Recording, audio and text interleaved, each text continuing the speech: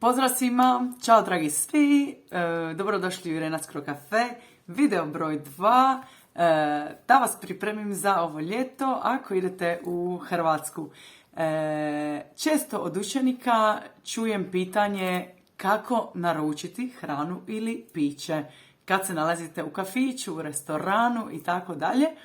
I puno ljudi prevodi direktno s engleskog pa misle da moraju reći mogu li dobiti. To se naravno može koristiti, ali nema potrebe.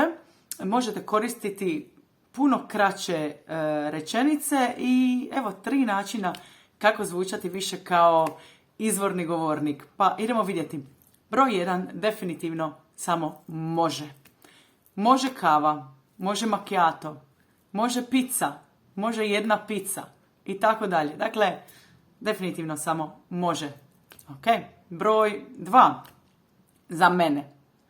Za mene kavu s mlijekom, molim. Za mene jedno pivo. Za mene jedno točeno. Dakle, broj 2. Za mene. I broj 3. Ja ću. Ja ću jednu kavu s toplim. Ja ću jedno točeno pivo. I to je to. Dakle, nema potrebe za dugim rečenicama. Ovo je sasvim pristojno, bilo koji oblik da koristite. Uvijek možete dodati još molim. Može, molim, za mene molim, ja ću molim i tako dalje. Dragi svi, nadam se da vam je ovo bilo od pomoći.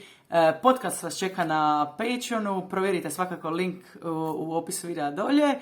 I to je to, vidimo se na Instagramu, na Patreonu i ovdje na YouTubeu. Ćao, čao svima!